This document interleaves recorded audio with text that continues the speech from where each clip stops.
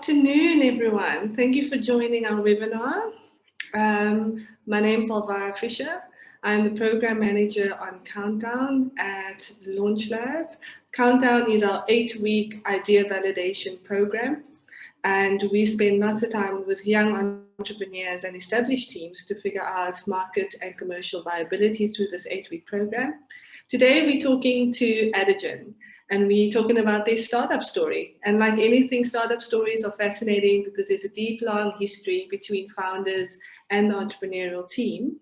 And we hope that JD and Ifke gives us a little bit of their own personal journey today, including also where their business is at and how their business has grown over time. Before we kick off, I just want to read a quick bio from this team. Adagin Technologies founder Adriaanse started his entrepreneurial journey from a side project creating a picking harness while doing his master's in logistics at Stellenbosch University. Adriaanse and co-founder JD combined their passion for farming and engineering to create some of the latest and progressive agricultural technology in the industry. Adagin has grown from a simple harness solution to a full suite of high-tech solutions helping farmers measure their harvesting outputs with scanners and satellite technology where they can manage their workforce and costs with a smartphone application. It is reducing waste and cost with smart scales and packhouses. Sorry, guys. I didn't give you due justice there in that last sentence, but welcome and thank you for joining us today. We are excited to hear your story. If I can ask that you just open up and introduce yourselves, and then we'll get the conversation flowing. Thank you, Alvira, and thank you also for the opportunity. So Adagin, I would say the new version of it is founded by JD and myself. And in short, we've got a very big passion for simplifying precision technologies, especially focused on labor-intensive farming like fruit picking and other labor-intensive farming like we have in the Western Cape. And we love focusing on the biggest income and biggest expense. Biggest income being your harvesting, your fruits, and your biggest expense being your labor. And we've been working on that the past 2.5 years around the clock. Great. JD, do you want to intro a little bit about what you do at Adagin? Yeah, so I'm the engineer on the team, and Ifke is the farmer on the team, and the logistics master. And yeah, we'll maybe go a bit into the details of where Adagin started and how we came about to where we are now and where we're heading. Okay, great. So guys, we know that the startup story or entrepreneurship is not a perfect path. I think we just spoke about that earlier on. Do you maybe want to take us to the very beginning, Ifke, when it was just a university project or a personal project? How did that go? So it all started when I was doing my master's at the Stellenbosch University in logistics, and I kind of like hit this patch where I wasn't getting any information from the company. I needed to finish my master's thesis, and I've just came in and just had a lot of time and nothing to do, and I was always burning to start my own thing. And once I saw on the farm there's an opportunity, because I was figuring out these guys on the farm are not harvesting very well. They're throwing the grapes, it's very inefficient. And I thought like there needs to be an easier way. And I thought like, well, I've got the spare time, why not just try to figure it out on the go? I kind of figured it out, and the next thing I knew was I came running to the launch lab saying, I think I've got a solution to a very big problem. And I asked the guys at the launch lab, it's actually Jonathan Smith I met here, and I asked him like, I don't know where to start. Like, how do we do this? And because we just think, get a product, fit the market, you've made it. And it was not the case. And we started off, I started off asking only our farm, will this work? It said, yes, yes, it is going to work on our farm. And then we went on our friends, will it also work on their farm? It kind of like felt like, well, this is a viable business. So from there, I attended basically a launch lab lift-off program, or like a startup program, which you guys hosted, and which kind of like just helped me find my bearings where I met with JD. And it turned out it was a successful product. We sold over 3,000 of those harnesses in the first season, making it very good money for a student, I'd say, which we never thought was even possible. And then we thought like, well, South Africa is going to be 3,000. The world is our oyster. Kind of turned out it wasn't true. So we went to Germany to the Fruit Logistica and showcased the harness. Me and my cousin, we started actually via Adriaanse, his birthday also today. And we went there and thought like, this is going to be it. We're going to be rich. And it kind of like turned out to be not true. We sold till today probably 120 harnesses worldwide and 3,000 in South Africa. And it was then we realized like we're in deep trouble. We need to pivot or just figure out a way to get out of this because the cash is running out and we're not going to sell the same amount again.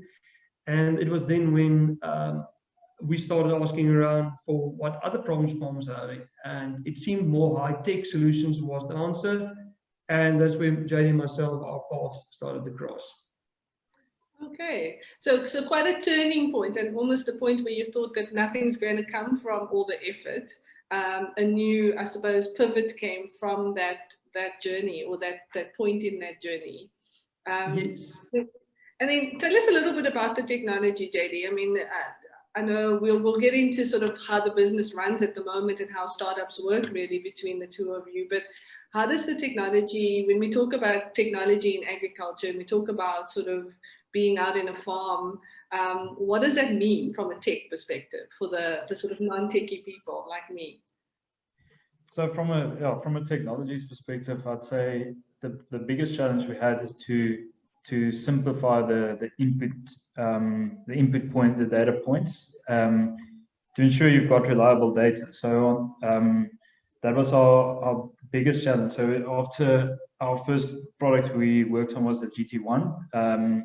After we met here at the Launch Lab and found that we want to move in towards traceability. And I remember our scope, we had 3 points being our scope: no screen, no button, and the tractor must be able to drive over it.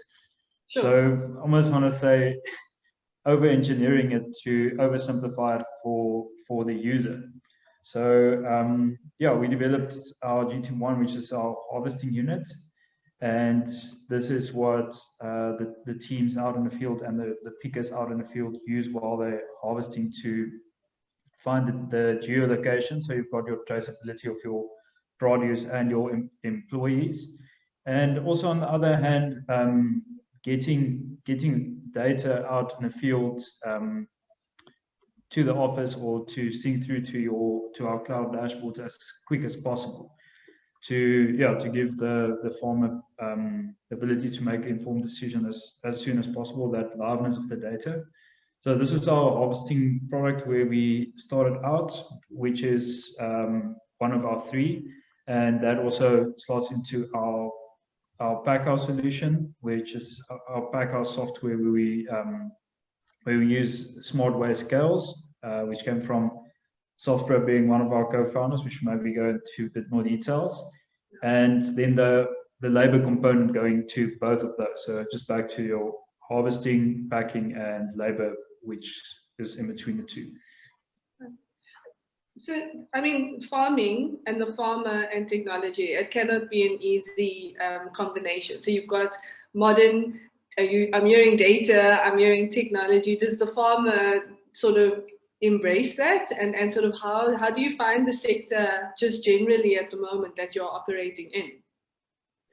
Yeah, I think I can answer from a farmer's perspective. There's a million types of technologies out there, and what we're finding is, and we're not saying we're the perfect solution, but what we're finding we're doing right is that with all technology outside, it can be very overwhelming for farmers to select one. And what we said is, well, let's look at the outcome you're looking for. Like JD said, you've got your picking data. What do you need? I need to know who picked the best.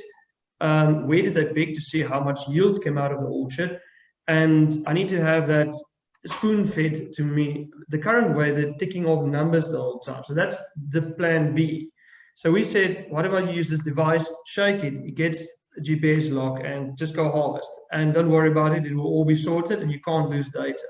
That was the way we approached it, and farmers said it makes sense. It's simple. It gives me exactly what I want on a silver plate, which makes sense. And therefore they say, let's go with you guys. You guys seem to understand the problem we have. Right, right. And so the farmers effectively, indirectly, because you're making it easier for them, they embrace technology essentially. Well, you know, they yes and no. So we've got farmers that just get it from the point go. Those are the easy clients, I'd say. Then we get the farmers we're really sitting with and trying to, even if they don't get it, we're not saying like this farmer is not understanding the technology. We rather ask the question of what are we not getting? Like, can we make this more simple? Why is this farmer struggling? Why is he not?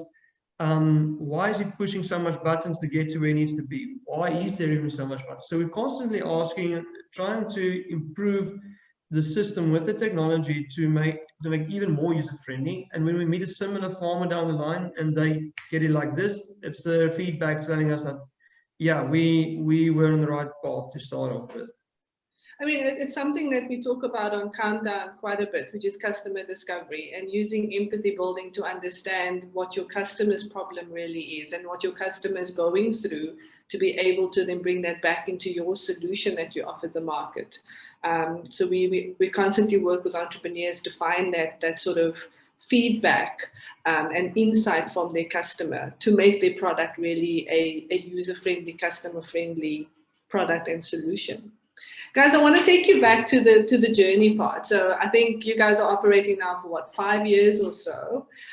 If you were to look on year to year across the journey, what would you say were the biggest sort of stages you went through as you grew as a team and as you sort of walked that path to today?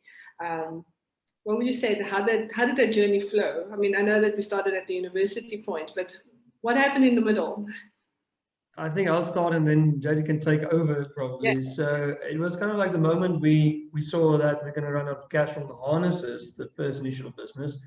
I realized we need to pivot and constantly asking farmers, what is your problem? And they started telling us that traceability. And we thought, wow, we can just solve traceability. We'll be back on track. And that's kind of like where I met JD. He's got experience in RFID, which is basically the same chips we use in our student cards.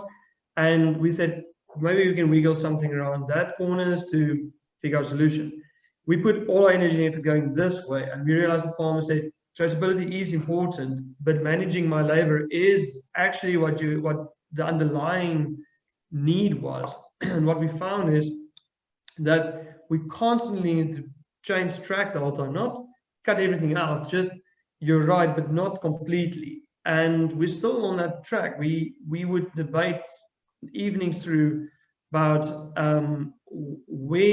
what the clients actually need and want. And I would say big pivot was going from harnesses to the more tech side, going from traceability to more labor management. And currently we're finding that the labor management is a very big aspect, not in the sense of trying to catch out your labor. It's kind of like to figure out who's the guys that are pulling their weight. And we've got farmers rewarding them tremendously for the extra mile they go. And it's kind of like a question, how do we measure that? It's very difficult to measure just how does one work on a farm. And that's kind of like where I think JD can take over and just explain the next pivots of iterating inside the technology, making it even simpler, even better. Sure. Yeah, I can remember even our first unit or our product prototype, what it looked like then and what it looks like now. Efke sent me the other day one of the, almost want to say the legacy photos of almost, how it used to look.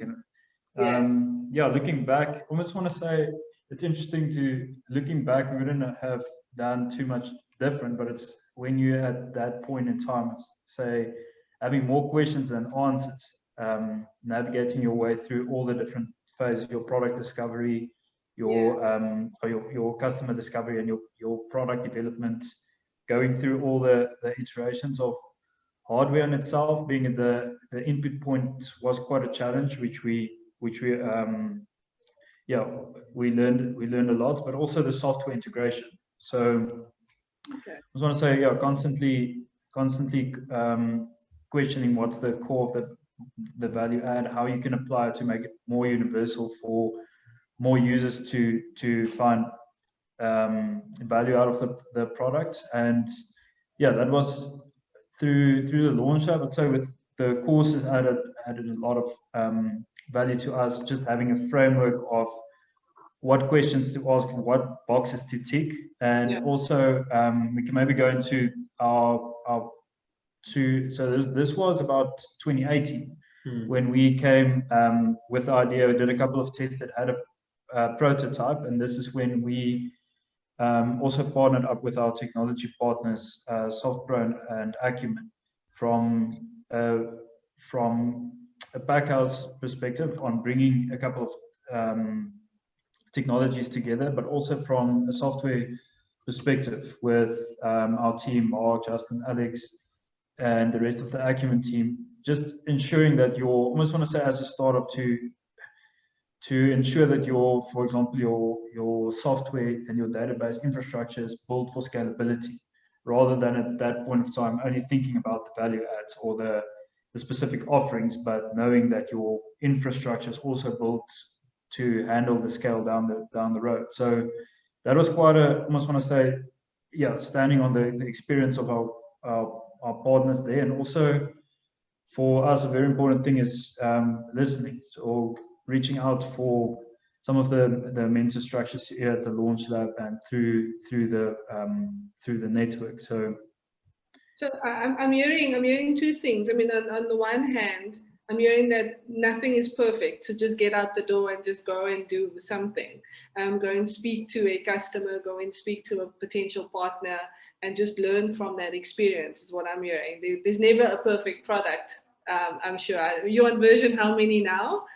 890. Yeah, at least.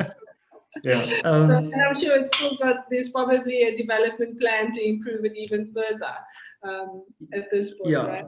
I'd just like to add on that and just say we've been chased off the farm at least 3 times of not getting it right. So you don't go to the farm thinking, we know we missed it, but we're just going to go with it. We think always like, we go to the farm like, this is the one, we just made it. And you just get chased off again. It's like, try again. You don't come back until you fix this.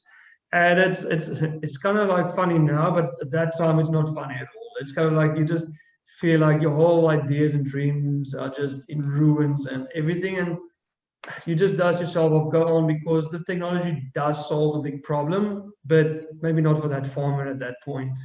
Absolutely. And I mean, entrepreneurship and startups, it's a very sexy thing at the moment, right? But it's also very tough because you have to have that resilient attitude, that getting up and going out again, even though you felt like you crashed and burned a little bit in a way. So it's quite a character building, I think, role as an entrepreneur, as a founder, because it's make or break, isn't it? Yeah, no, spot on. And it's also, we're never right. Like even the current product, it's good, but it's also at the same time, it's never perfect. And I think the moment we reach the point where we think it's perfect, that would be the start of the decline of Adagin. So it's always iterating, but also always knowing that just because it's not perfect doesn't mean you should hold back. It still solves a problem, but waiting for perfection, you will die along the way. That's what we've learned. And we might have been a bit more aggressive with adding our products to the market, but also we're cautious of not just ruining our reputation at the same time. So very fine balance between the two. I'm glad you said that word, reputation. I mean, when you guys went out and found your partners that you worked with, were they also in a very similar startup kind of space? Or did you go out seeking for established partners that knew how to do things? Or what was your strategy when you went out to look for partners particularly? So we actually, we were introduced to our partners being the good fit. So I think it's a combination. On the one hand, with Softpro was at the point in time was an existing company and wanted to. Our visions aligned and also our product offering. So this is where we decided to almost want to say put our strengths together to take the combined product offering, almost the synergy of the offerings, to the market or to the next level at that stage. So I think that traction and experience of implementations and feedback from the farms helped a lot. Also with FGS learnings on the harness side, but also on I must want to say on the other hand, having both sides of it. Also the side of it where I just want to say you challenge the product from a scalability point of view of how do you offer this to on a bigger scale, more universal. That's not in the South African realm, if I can put it that way, of agri technology. So we do have a lot still to learn, but at that point it was, I must want to say, it was good to have a lot of different perspectives on the team. Yeah. And I mean, nothing quite says different perspective like going overseas and working with farmers in, what was it, Egypt, your last trip? I mean, how awesome is that as well? I mean, that must have been not only a learning experience, but also an opportunity to get your brand, I think, internationally recognized in a way. Thank you. No, the Egyptians are wonderful clients, actually. What we found is you've got stereotypes of probably thinking like, I didn't even know Egypt had grapes, for instance, and now it's learning everything. And we just found these guys are so well connected. Our hosts and clients on the other side, they're just they're very intelligent. They know what's going on in the world, and they enjoyed our technology as well, the simplicity. Because what we found is that we told them, for instance, on the scales that the South African workers sometimes cheat. They put on a scale and press OK to log that for them. It's like the same in Egypt, and it's like, okay, cool. So we've got a touching point, and we say like, this is how we solve it, and this has loved it. So it's kind of like, it's different. The language barrier is horrible, but the day-to-day struggles are very much the same. And it's also a big learning curve for us to learn how to handle international business transactions, logistics. It's a completely different ballgame. Absolutely. And I mean, we're all human at the end. So that's also the other thing that I'm hearing, that no matter where you are logistically, problems are problems. And often, again, in Countdown, and I keep referencing Countdown, but we talk about solving a human problem, and then you have a business. Or ultimately, you're getting closer and closer to understanding viability for a business because you're solving a problem. Guys, I just want to jump into one or two of the questions, and we can come back to the story again. But an anonymous attendee asked, with other farming systems, do you integrate the data via harvesting, i.e. farming ERPs? Yeah, so we've integrated with a couple of platforms, but our angle and mandate is definitely to also something we saw when we came across the different farms. There's a lot of silo systems, which is I almost want to say going forward, we very much aligned to integrate with as much systems as possible. I almost want to say to be good at what we're good at, but integrate with the rest of the systems the producer uses. So especially on the harvesting side, we've had a lot of requests to, for example, using our harvesting data on different platforms, which we're very much open to discussion and can make available the data in the format required. And yeah, also the other integrations, for example, the payroll systems, being open to integrate with whatever system the producer uses. So yeah, definitely across all of our modules. Yes. I'd like to just add on that. So what we've, as Joe said, there's a lot of silo systems, and it prevents the farmer from getting the most out of the data. What if where you harvested, which is the harvesting data, could tell you where more yield came from? What if you can use that with your soil expert on the farm or the pesticide guy? No, it's kind of like, no, you can't. You have to use additive systems. So no, we collect the data. That part we facilitate. But what you do with the data, we don't want to constrain you, because there are too much constraints already in the legacy of the agri-tech space. Let's open it up and have you embrace data more, because that also means we are more competitive. Because why would you go with us if we tell you no, versus a competitor that might say, if you use us, it's only going to be us.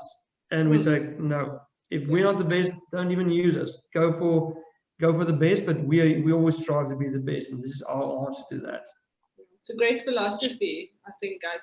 Another question, and maybe I'm not sure if it comes together, but do you focus only on large-scale farms? Do you focus on small-scale farmers as well? How do you range? And then the range of crops that you generally have covered and looking to cover. So sort of combining the two questions that's coming.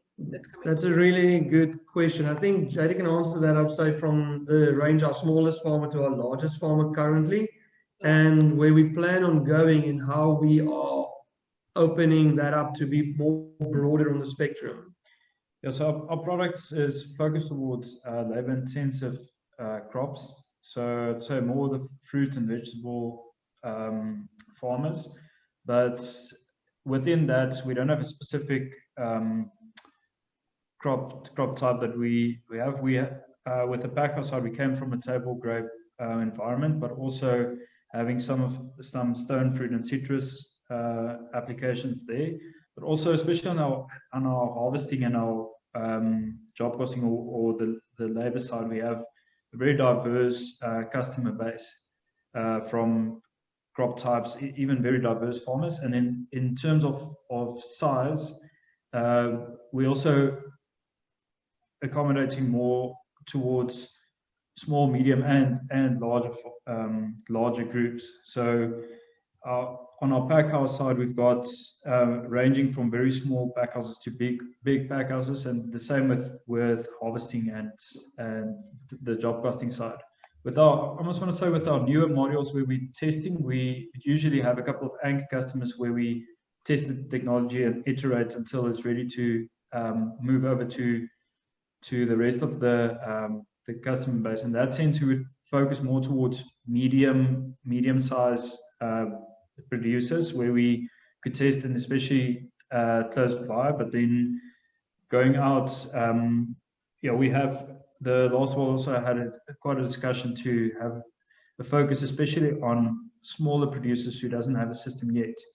Came across a lot of producers where they've been working from a paper-based system, not having the basic systems like your accounting system and your payroll system, but apart from that, not really having a lot of systems or technologies on the farm. And that's really I just want to say our focus point to be more, I just want to say, available, eligible for small to medium as well. To add on that, what we found is that what's preventing small farmers from using technology? Price is always a very good thing. Not a good thing, it's the reason why having this high-tech solution normally costs a lot of money. Our monthly bill for Microsoft this year is crazy. Like, if you would have told me that that's the amount 2 years ago, I would have said, no way we can do that. But we are managing that, and what we try to reach is a point where we get economies of scale, where a small farmer with 10 to 15 laborers, we actually have a farmer with 15 laborers, can sign up and get the price that fits for his pocket, and a farmer that has 800 laborers can get us, can also sign up, but also with how much resources he needs from us, get the price that fits his pocket as well. So the two invoices are going to be totally different, but the outcome is going to be the same, also because the one can afford that and also gets more value on economies of scale. So the smallest farmer we have is 15 employees. That's currently on our system, and the largest is 450, I think, just for speaking numbers. Okay, so speaking technology, some of the guys are asking quite heavy techie questions, such as, do you host in the cloud? And do you use functionality or technology like blockchain, and how do you see that coming into your business in the future? It's a very good question. So first of all, we do use cloud technology. It's just the way the whole world is moving, and also big questions like how do we do that if farms in Africa might not have internet? So that's kind of like, how do we accommodate for both? And what we found is that over the past 5 years, the number of farms having good internet connection has gone up dramatically, and the stability of the internet has also gone up. So what we thought was going to be a big problem, like internet stability, has really never been a discussion point or a problem, because the farmer also needs internet for emails and stuff. So that kind of solves our problem from the cloud perspective. Yeah. Now, the other question was the cloud technology and also the blockchain. So it's a very trendy word, and we like to think of our information is kind of like aligned with the blockchain, but just going to the blockchain for what it's worth, and without a big problem you're solving, is not really worth it at the moment. But we do have cases where the traceability element of our technology will need to move into that space. What we found is people want to say, if I pick up this piece of fruit, can you tell me who harvested it, when was it harvested, the GPS coordinate, everything, and can I trust the information that you're giving me? And we currently do have the technology to do that, but currently we don't have a way like the market wants it, but there's no economically viable way just to do blockchain and give him that, and not like what are we going to get in return, because that has to take a lot of development to get there. So that answer from the industry has not been answered well, but the moment the first person puts up his hand and says, I want that, and we can figure out a deal, we can enable that. Yeah, I mean, it is the flip side to having the ability to create this kind of data platform. There must be a demand or a need for it. I mean, and I do see, I mean, being an entrepreneurial student or a business scholar, that there is a future for wanting more data and wanting more information as we create more markets, maybe across the rest of Africa or internationally. But it's sort of the whole industry has to move in the same way, the consumer and the producer, effectively, for it to be a complementary and a sort of viable environment, isn't it? Yeah, and so also the success of, I just want to say, the traceability of blockchain system lies in the reliability of your data inputs or your data points. And our focus has been, I almost want to say, that's also part of the journey, where initially it was to how do we get that data point or that data input as reliable as possible? How do you get that trustworthy to have your inputs to a bigger system being more of more value? And this is almost, want to say, the next upcoming phase where we're moving towards is where we start integrating into various platforms here, or collaborate, and even have our a part of that being our own. So yeah, that has been the focus, to get that, and doing that with as simple as possible technologies, ensuring that some of the data inputs being from your coming from the farm, it being consolidated, and the validity of that. So yeah, that's just is adding to that input side. It would be awesome in the future to know that this apple that I'm eating came from, I don't know, Sam picked it off a farm in Grabo somewhere. You know, that would be like really kind of cool. It makes us all feel connected as I suppose, a human society. But there's lots of other problems we have to fix before we get there, no doubt. Guys, one more question that's also in the chat box. It's saying, are you thinking about integrating the farming value chain, so such as soil sensors or plant growth data, even to the point of consumers, which receives the final product, which I think I touched on now? So is there a future that sort of sees you collaborating differently to the current, I suppose, stream of work where you're at right now, into a new space? Yeah, definitely. So yeah, it's a good question in the sense of not asking, do we want to do that, and the question was more, can we collaborate with these people? And the answer is by far yes. So what we found is that the more you collaborate, the more networking effects you start forming. And the networking effects is very important, because if you go to a farm and say, again, like we're a silo system versus, do you know that this information we're collecting in the field can speak to your palletizing data and run all the way through to the market? Kind of like the same question with the blockchain. If we can say that we've got a better angle with the farmer, we're solving a bigger problem beyond his farm, rather than saying, nope, you use only our technology, you're stuck with our systems. So, and the soil moisture technologies that's currently out there, for instance, and the satellites in Adagin Technologies out there have already used our data to just layer it on top of one another to start forming a picture and the story on the farm. Well, the satellite says this, what does the picking data say? What does the soil data say? And we're just one of those layers in there. And we always share that with the farmer's consent, of course, for getting a bigger answer. And that's our attitude towards, I would say, opening it up, but also always with the farmer's consent. And the more we find these connecting points, the more we'll be able to open, we will be open to sharing that data, and also the more we'll come out with default packages and just saying, just open this up to your soil guy, for instance, and you'll get better, more synergistic information from the farm. Okay, which will enrich ultimately your decision making on that farm. Of course. From a perspective. I've got a question for you before, one more question that's in the chat box here.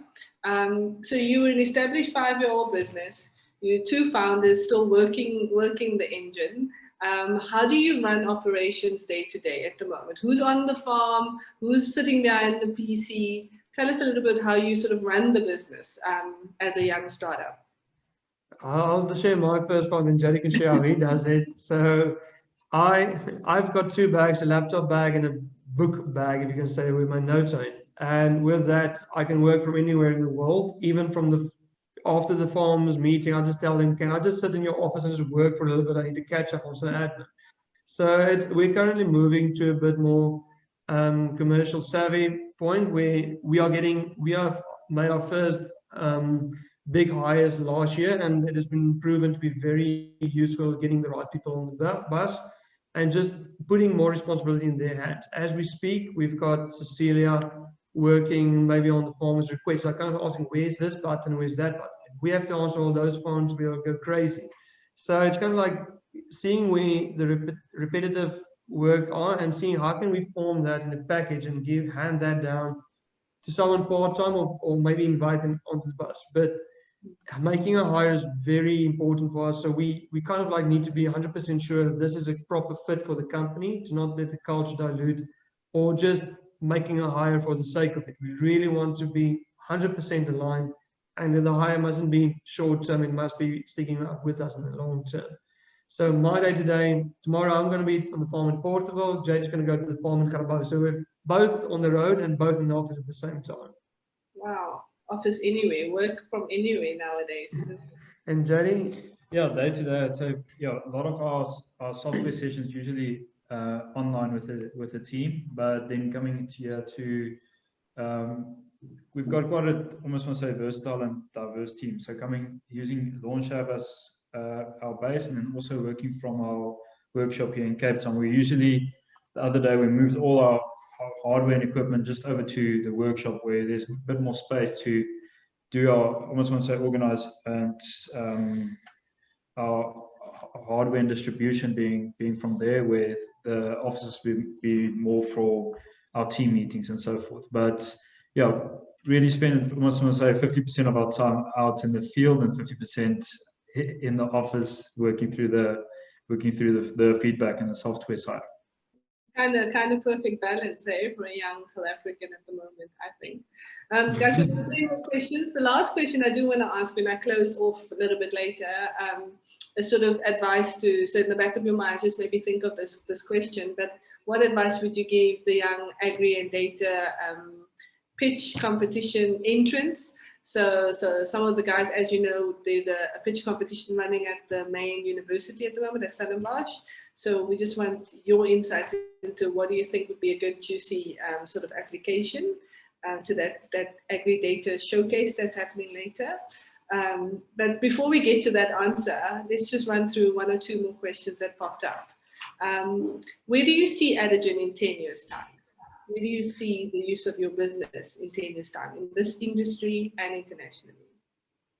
This is a very good question, like all of the questions, but we just chatted before the call, like, what's the vision of Adagin? Like, we know what it is, but to word it is really difficult. But at the same time, we just like to be, we just like to simplify the technology within our own realm and keep it as simple as possible for as much as possible farmers to use it and use it well to make better decisions. If we just sit on our throne in the ivory towers and think we're the best technology company in the world, we miss the point. Is it really helping farmers? Can farmers in rural sectors start using it? And are you asking the price that allows them to get that economic benefit? If I'm not saying that technology, I don't know what the technology would look like, but if the technology can be within this framework of the mindset and framework, we really, then I think we would be doing our vision justice. Jady, yourself?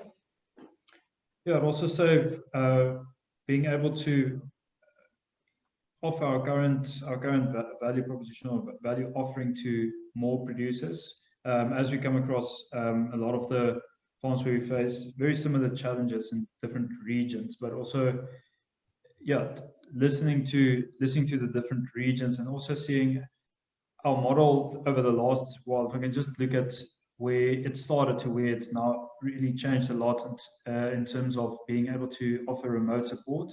So usually we go out with an implementation would be in person, but some of our newer modules even being remote. So the only requirement is having a internet connection, and yeah, we usually have our hardware distribution out to the different regions, and we've got a technical team which we do usually guide you through the implementation step. But from there on, we're able to service or offer support to our customers mostly remotely, and having partners in the different regions to be our, I almost want to say, extended support.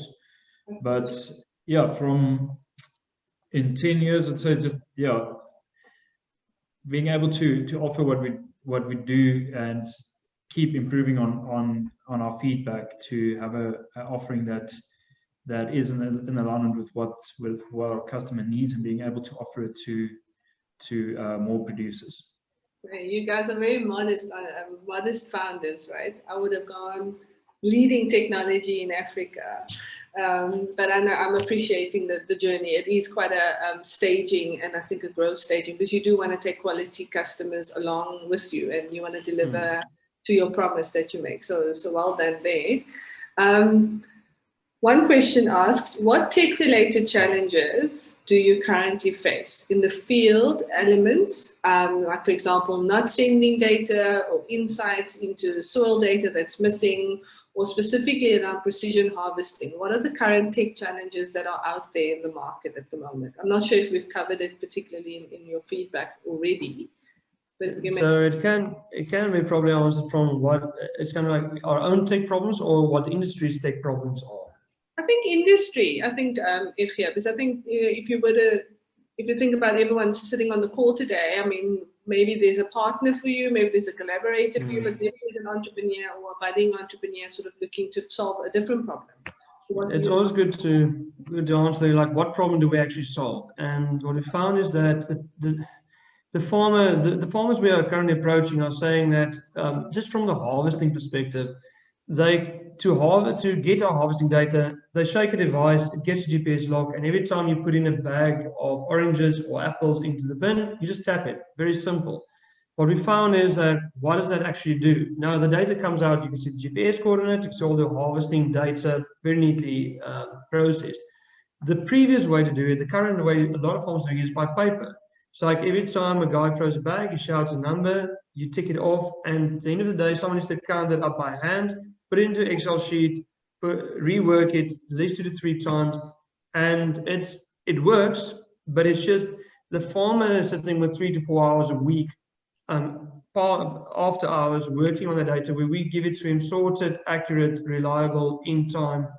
And we just heard that's one big aspect of solving. It's just keeping that in the cloud, organizing data in a way that's useful, and putting the farmer back on the farm, and let the systems talk to the systems, and you go farm, and we just focus on making sure that your data is reliable, the collection is accurate, and you can use it to improve decisions and drive productivity on the farm. Okay. I'd say, yeah, from a challenge perspective, the biggest challenge is to have reliable data coming out from the field. So this is where we worked quite hard to simplify the collection points. but also being able to validate the data. If you see something that you found, almost lighting that out, or highlighting it as a query in the validation process. So that from our perspective is the biggest challenge we tackling there. But from a, if I would just say from a harvesting perspective, industry-wise, or in the sensing in the field. Yes, it's also just a lot of other data also comes out, like to see if someone has not been pulling his weight, where was it, where did it happen? We can see each bag harvest and saying, well, that guy probably disappeared between 2 and 4, and we just hear he went to go sleep underneath the tree. And it's kind of like, well, that's kind of like one way we previously didn't know that information. Now we can just there's a gap in his data, just ask him, maybe there's an obvious reason.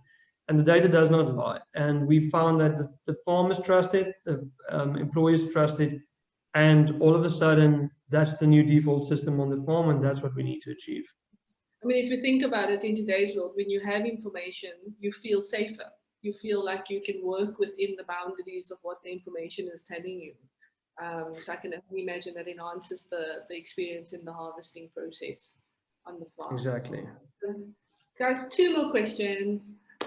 Do you guys create data by annotating pictures we taken on the farm, and then what front-end software and what back-end software do you generally use? So that's Jay's question. Someone's trying to dig into sort of how you do things a little bit, but I mean, if you can maybe just give insight, because I think often Just repeat the question again. The first one is, do you annotate pictures when you're out in the farm? Do you capture sort of physical imagery when you're out in the farm? And then what types of software would you look to use in your front end and your back end in the solution? Okay. Yeah, so currently we don't collect imagery in the field. We've got data records that we collect out in the field, and then in the processing side we visualize it. So we visualize our different data points in our front end software, and in the back end there is quite a lot of processing that happens. So our data comes in via our mobile devices and our custom built devices that collects just a lot of data points, millions of data points that's collected out in the field during the harvesting process and for your job costing process. But then in the back end, I also say, and that is also just processing these volumes of data and visualizing it as quick as possible. So this is where we use Microsoft's infrastructure and Microsoft Power BI for a lot of our visualizations. But apart from that, we do have some custom exports that we do to be, for example, visualizing your season's harvesting outputs over your different orchards. That runs quite we've got some custom reports that we build there for the customers. But yeah,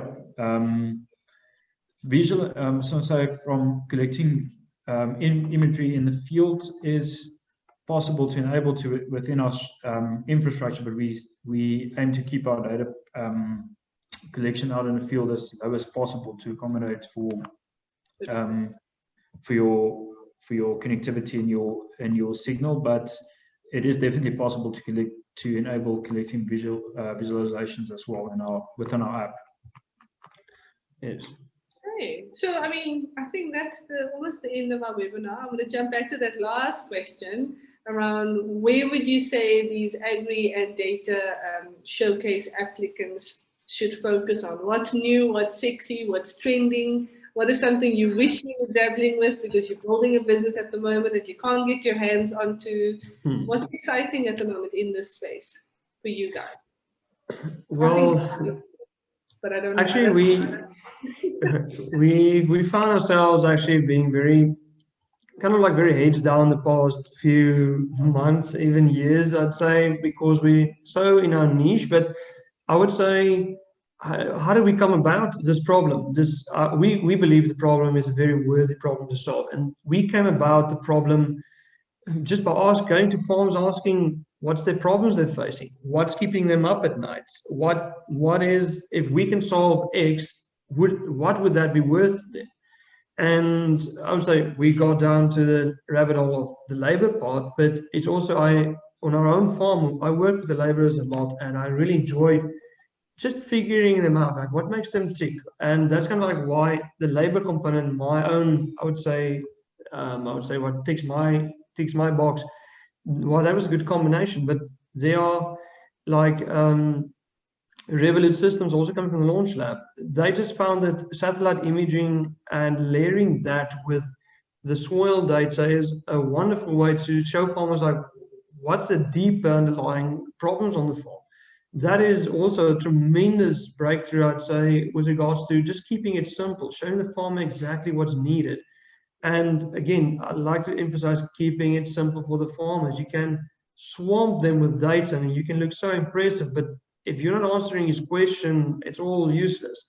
And that's what we found. If one goes out to say, like, what's the new trendy stuff, don't look on the internet what's fashionable. It's very easy to juice up a product and offering, making it look sexy. Well, kind of like the bigger questions, the worthy problems to solve aren't always the sexy ones. It might be something which you just find, go to the farm, ask the farmer some questions, and hear what's within your means to solve. Like, what can you actually solve within your own abilities? And if you can do that for the farmers on the farm, I wouldn't say you've got a business, but if you start doing more research, you might stumble onto a very viable and very important business. Absolutely. Absolutely. JD, anything to add there? Or Yeah, from our side, I think there's a lot. Just looking at the different systems we integrate with, there's a lot of movement in the different platforms that integrate the different layers of the different technologies, and I do see a lot of movement in the sensing out in the orchard. A couple of companies we work with there that's doing a couple of exciting stuff where we integrate to see the different perspectives. So I think from a sensing IoT perspective, there's a lot that's happening there, and we that's something we don't do, but we collaborate and integrate with a lot of different companies, sensing out in the orchard, out in the field, where you link that data to different data points. But also, I think it's also something we came across with our journey was we do get a lot of requests, something that does not fall within exactly what we do, where we like to work with partners, and we do still get a lot of requests and ideas on something that can add to our value offering. Right. What do you do with those ideas? Do you kind of just talk about it at a braai or something like that? Or one day, we normally just say sometimes we get like sci-fi ideas, like farmers wanting to have VR goggles for the workers to train them. We just kind of like, yeah, it's not exactly what we do, but we'll put it in the list and probably get back to you.